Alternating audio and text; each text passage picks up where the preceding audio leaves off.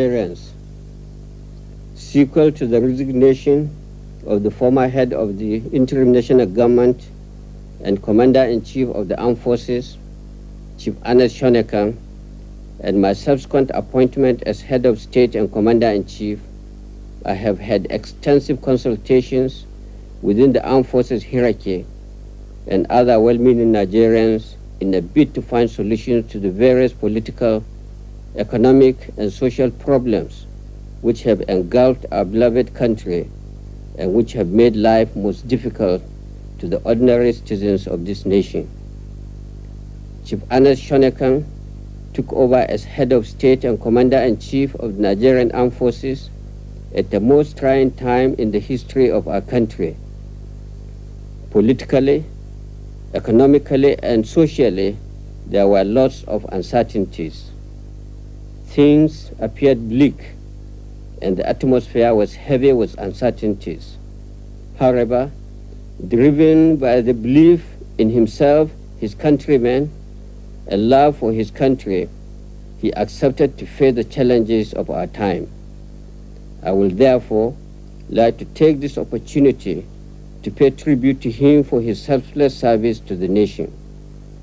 He showed great courage at taking on the daunting task of heading the interim national government, even a greater courage to know when to leave. Many have expressed fears about the apparent return of the military. Many have talked about the concern of the international community. However, under the present circumstances, the survival of our beloved country is far above any other consideration. Nigeria is the only country we have. We must therefore solve our problems ourselves. We must lay a very solid foundation for the growth of true democracy. We should avoid any ad hoc or temporary solutions. The problems must be addressed firmly, objectively, decisively, and with all sincerity of purpose. Consequently, the following decisions come into immediate effect. The interim national government is hereby dissolved.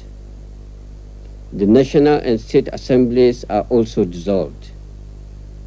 The state executive councils are dissolved. The brigade commanders are to take over from the governors in their states until administrators are appointed. Where there are no brigade commanders, the commissioners of police in the states are to take over. All local governments stand dissolved. The directors of personnel are to take over the administration of the local governments until administrators are appointed. The National Electoral Commission is hereby dissolved. All former secretaries to federal ministries are to hand over to their director generals until ministers are appointed. The two political parties are hereby dissolved. All processions, political meetings, and associations of any type in any part of the country are hereby banned. Any consultative committee, by whatever name called, is hereby proscribed. Decree 61 of 1993 is hereby abrogated. A provisional ruling council is hereby established. It will comprise the head of state, commander-in-chief of the armed forces of the Federal Republic of Nigeria as chairman, the chief of general staff as vice chairman, the honorable minister of defense, the chief of defense staff, service chiefs, the inspector general of police, the attorney general and minister of justice, the internal affairs minister, the foreign affairs minister, and the national security advisor. Legislative powers will reside in the council. States will be governed by civilian administrators to be appointed later. Also, a federal executive council will be put in place. Our security system will be enhanced to ensure that lives of citizens, property of individuals are protected and preserved. Drugs trafficking and other economic crimes such as 419 must be tackled and eliminated. On the current strikes throughout the nation, following the increase in the price of fuel, I appeal to all the trade unions to return to work immediately. We cannot afford further dislocation and destruction of our economy. On the closed media houses, government is hereby lifting the order of proscription with immediate effect. We, however, appeal to the media houses that in this spirit of national reconciliation, we should show more restraint and build a united and peaceful Nigeria. Fellow Nigerians, the events of the past month, starting from the annulment of the June 12 presidential election, culminating in the appointment of the former head of state, Chief Anas Shanekan, are well known to you.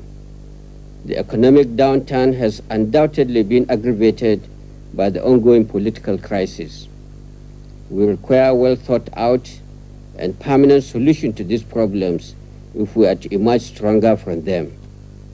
Consequently, a constitutional conference with full constituent powers will be established soon to determine the future constitutional structure of Nigeria. The Constitutional Conference will also recommend the method of forming parties, which will lead to the ultimate recognition of political parties formed by the people. While the conference is on, the reorganization and reform of the following major institutions will be carried out: the military, the police, the customs, the judiciary, NITEL, NNPC, NEPA, the banking industry, and our higher institutions of learning. This regime will be firm, humane, and decisive. We will not condone nor tolerate any act of indiscipline. Any attempt to test our will be decisively dealt with. For the international community, we ask that you suspend judgment while we grapple with the onerous task of nation building, reconciliation,